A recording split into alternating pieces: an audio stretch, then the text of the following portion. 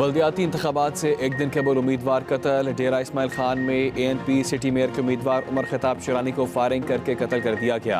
DPO Najmul Husnain कहते हैं police, CTD और एहसास इदारों ने अलग अलग तहकीकात का आगाज़ कर दिया है। पुलिस ने नाकाबंदी करके मुलजिमों की तलाश भी शुरू कर दी है। हल्के में पोलिंग मुलतवी करने का इख्तियार इलेक्शन कमीशन के पास है।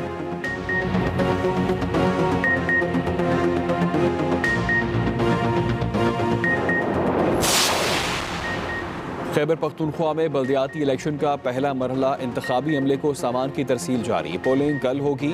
बल्दियाती इलेक्शन के पहले मरहले के लिए खैबर पख्तूनख्वा के 17 अजला में इंतखाबात होंगे। जमाती बुनियादों पर होने वाले बल्दियाती इलेक्शन में मुख्तलिफ जमातों के 10,000 से ज़ायद उम्मीदवार मैदान में हैं।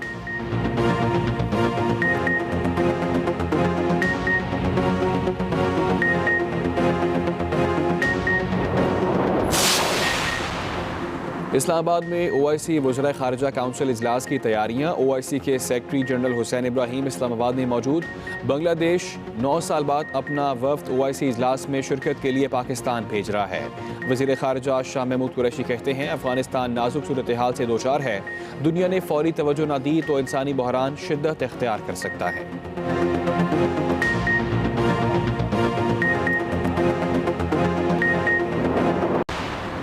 पंजाब के मैदानी इलाकों में शदीद धुंध। मोटरवे और कौमी शाहराहों पर ट्रैफिक का निज़ाम दरहम बरहम। धुंध के बायस ट्रेन और फ्लाइट ऑपरेशन भी मुतासिर।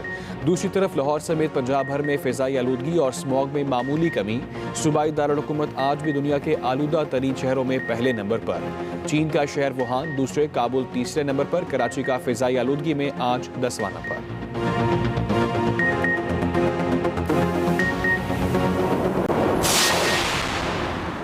अफगानिस्तान में बहरान की सूरत में शिद्दत पसंद तंजीमें फ़ायदा उठा सकती हैं। वज़ीर आज़म इमरान खान का गैर मुल्की TV को इंटरव्यू। कहा आलमी बरादरी ने अफगान अवाम की मदद न की तो खित्ते में बहरान पैदा हो सकता है। अफगानिस्तान पर अमरीका का जंग मुसल्लत करना जुनूनी अमल था। 9/11 में कोई अफगान शहरी मुलविस नहीं था। BJP को कि फस्ताई हुकूमत खित्ते के लिए खतरा है।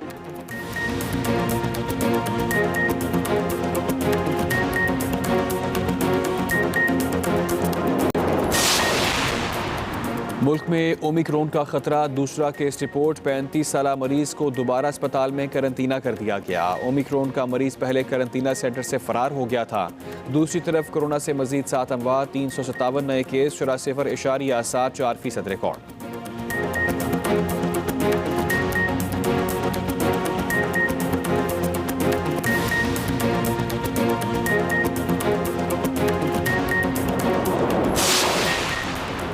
पंजाब में स्कूल 23 दिसंबर से 6 जनवरी तक बंद होंगे। विफाक में मौसम सरमा की छुट्टियां 3 से 9 जनवरी तक होंगी। NCOC इजलास में फैसला। खैबर पख्तूनख्वा के मैदानी इलाकों में 3 से 12 जनवरी तक छुट्टियां होंगी। पहाड़ी और सर्द तरीन इलाकों में 24 दिसंबर से 28 फरवरी तक स्कूल बंद रहेंगे। सिंध में 20 दिसंबर से 3 जनवरी तक तालीमी सरगर्मियां मुअत्तल रहेंगी।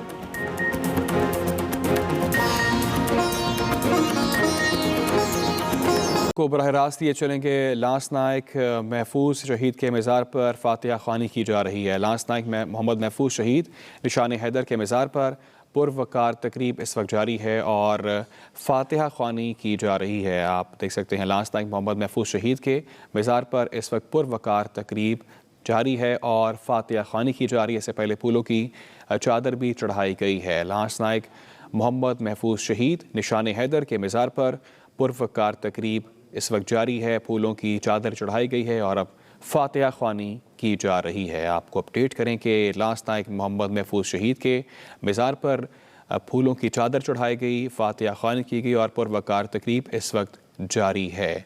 आपको आगाह करें हम खबर के हवाले से, लांस नायक मोहम्मद महफूज के मज़ार पर पुरवकार तकरीब इस वक्त जारी है। फातिहा ख़्वानी की जा रही है और इससे पहले फूलों की चादर भी चढ़ाई गई है। आपको अपडेट करें मज़ार पर फातिहा ख़्वानी इस वक्त की जा रही है। लांस नायक मोहम्मद महफूज शहीद के मज़ार पर पुरवकार तकरीब जारी है। मोहम्मद महफूज शहीद के मज़ार पर पुरवकार तकरीब इस वक्त जारी है। मज़ार पर फातिहा ख़्वानी की जा रही है। मनाज़िर आप अपनी स्क्रीन पर देख सकते हैं कि मज़ार पर अब फातिहा ख़्वानी की जा रही है जबकि फूलों की चादर चढ़ाई गई है। पाक फ़ौज के चौको चबंदस्ते ने सलामी भी पेश की है।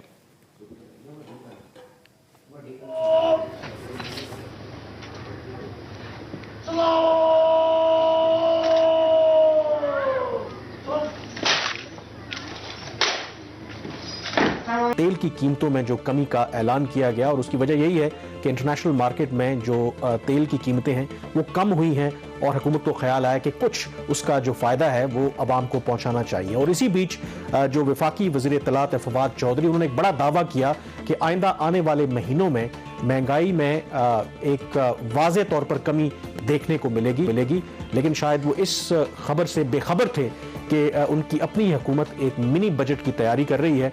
और ये मिनी बजट इसलिए लाया जा रहा है क्योंकि वैसे तो साल में एक ही बजट जून में आता है जो आप और हम सब जानते हैं, लेकिन इस दफ़ा दिसंबर में एक और बजट आ रहा है और उसकी वजह IMF की वो शर्त है।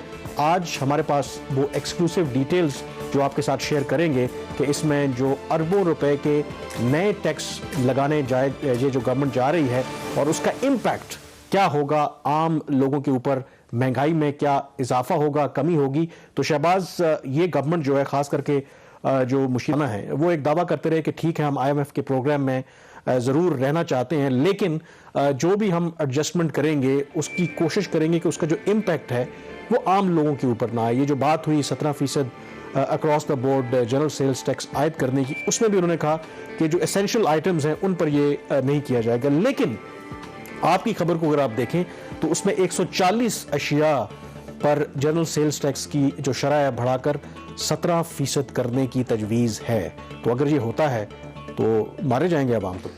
कामरान, जो स्टेट बैंक ऑफ पाकिस्तान ने लास्ट मॉनेटरी पॉलिसी अनाउंसमेंट की है उसमें जहाँ पे शरह सूद में 1% उन्होंने इजाफा किया, जो मजमूई तौर पर तकरीबन 2.75% इजाफा हो चुका है 3 अनाउंसमेंट्स में।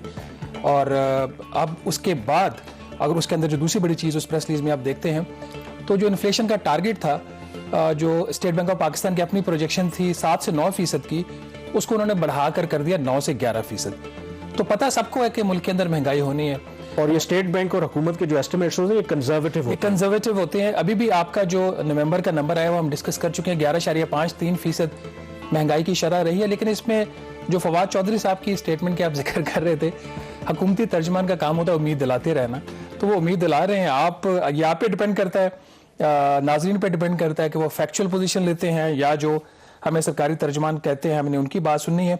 बिल्कुल ठीक बात है नाज़रीन, आगे महंगाई का लगता है एक बहुत बड़ा तूफान आने वाला है कि जिस किस्म की शराइत हुकूमत पाकिस्तान ने मानी है IMF के सामने प्रोग्राम की बहाली के लिए, वो उसके काफ़ी जो नताइज हैं वो बुरे हो सकते हैं। इसमें हम आपको एक ब्रीफ सी समरी दे देते हैं, उसके बाद हम कुछ जो बड़ी अशिया जिनके ऊपर 17% GST लगने जा रहा है और फिर मोबाइल कॉल्स के ऊपर भी इनकम टैक्स में भी 50% इजाफा रहा, उसकी आपको डिटेल्स बताएंगे। तकरीबन अभी जैसा कामरान बता रहे थे 140 ऐसी बड़ी अशिया है जिनके ऊपर हुकूमत स्टैंडर्ड 17% GST लगाने जा रही है। इसमें वो अशिया जो जिनके ऊपर अभी जीरो टैक्स था, कुछ 6 आइटम्स हैं, 10 अरब रुपए का रेवेन्यू वहां से हुकूमत को मिल जाएगा। सबसे बड़ा जो इम्पैक्ट आएगा वो दरामदात के स्टेज के ऊपर आएगा, जो 360 अरब रुपए का टोटल एस्टिमेट है हुकूमत का इन तमाम इकदामात से, उसमें से तकरीबन 310 अरब रुपए सिर्फ दरामदात पे आएंगे और कोई 90 अशिया जो है दरामदात की जो हम पाकिस्तान दरामद करता है बाहर से, उसके ऊपर इसका इम्पैक्ट आएगा। इसका मतलब ये नहीं है कि ये तमाम लग्जरी अशिया है, ये पाकिस्तान की ज़रूरत है। इसमें हर तरह की जो चीज़ है वो पाकिस्तान इंपोर्ट कर रहा है, क्योंकि हमारी ज़राअत के भी काफ़ी मसाइल हैं, हमारी इंडस्ट्री के भी काफ़ी मसाइल हैं, तो इसलिए पाकिस्तान का इंपोर्ट्स के ऊपर बहुत इन्हिसार है। इसी तरह ऐसी जो तकरीबन 43 आइटम्स हैं जो डोमेस्टिकली सेल होती हैं, जिनके ऊपर पहले 17% से कम सेल्स टैक्स है, उनको बढ़ाकर 17% किया जा रहा है। इससे हुकूमत को कोई 38 अरब रुपए का रेवेन्यू आएगा। ये जो टोटल रेवेन्यू बनता है ये कोई 360 अरब रुपया बनता है। इसमें 5 अरब रुपया उसका आएगा जो हुकूमत विद होल्डिंग टैक्स वसूल करती है। आप जो टेलीफोन कॉल करते हैं उसके ऊपर पहले 10% रेट था, उसको बढ़ाकर 15% करने की तजवीज़ है। कामरान, इसके ऊपर कल मशीर खजाना शौकत तरीन साहब ने पहली और हतमी जो ब्रीफिंग है वो ले ली है। नाज़रीन, ये जो नंबर है 360 अरब रुपए का, ये एस्टिमेट है पिछले साल की जो इसकी कॉस्ट थी एक्सपेंडिचर्स की, एग्जाम्पशंस की, उसकी बेस के ऊपर। इसमें अगर इस साल की इन्फ्लेशन रेट आप अप्लाई करेंगे तो जो टोटल न्यू टैक्सेस हुकूमत आयद करने जा रही है एनुअलाइज बेसिस पे वो तकरीबन 395 अरब रुपए बनते हैं। तो कामरान, ये एक समरी फॉर्म है, अब इसकी हम डिटेल डिस्कस कर लेते हैं वन बाय वन। बिल्कुल, मेरे ख्याल में ये इम्पैक्ट जरूर इसका ज़ाहिर है कि अब होगा, और इसके जो इम्पोर्टेंट पहलू है कि लोगों को ये बताना बहुत से लोगों को पता भी होगा और नहीं भी पता होगा कि ज़ाहिर है कि जीएसटी है ये अक्रॉस द बोर्ड होता है। इसमें ये तयन नहीं होता कि आप अमीर हैं गरीब हैं, अगर एक 17% आपने एक आइटम जो भी खरीदते हैं उस पर टैक्स देना है तो सारों पे जाएगा। तो इसलिए इसे कहते हैं कि वही अगेन बात के ये इनडायरेक्ट टैक्सेशन है। जब आपके बाकी जो मंसूबे हैं वो कारामद ना हो तो बेहतर है कि आप अक्रॉस द बोर्ड टैक्स लगा के अपने आप को उसको बढ़ाने की कोशिश करें। अब जो तफसीलात की बात कर रहे हैं इसमें जो आप ही की खबर में मुझे जो इसमें एक जो हाईलाइट ज़रा आपको पता है कि अद्वियात की कीमतों में हालिया दिनों में अगर आप देखें तो बड़ा इजाफा हुआ है और अब सुना है कि जो उसका रॉ मटेरियल है जो इंपोर्ट स्टेज पे उस पर 17% गवर्नमेंट जो है वो टैक्स लगाने जा रही है, उसकी तजवीज़ है।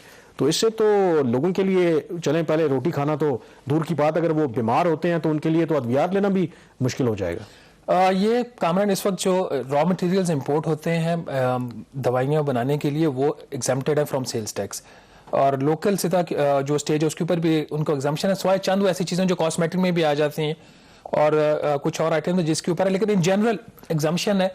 जो एफबीआर का एस्टिमेट है इसका ये है कि कुछ 690 अरब रुपए का जो मार्केट साइज है इस वक्त जो फार्मास्यूटिकल सेक्टर है, और इसमें से 530 अरब रुपया जो है कामरान उनके ख्याल में ये अनडॉक्यूमेंटेड सेक्टर है। तो अगर ये इंपोर्ट स्टेज के ऊपर 17% जीएसटी रॉ मटेरियल्स के ऊपर लगा देते हैं तो एफबीआर का ये मानना है कि इससे जो इनको हम दे देंगे रिफंड्स लोकल स्टेज के ऊपर तो इससे दवाइयों की कीमत कम हो जाएगी। लेकिन इस मुल्क में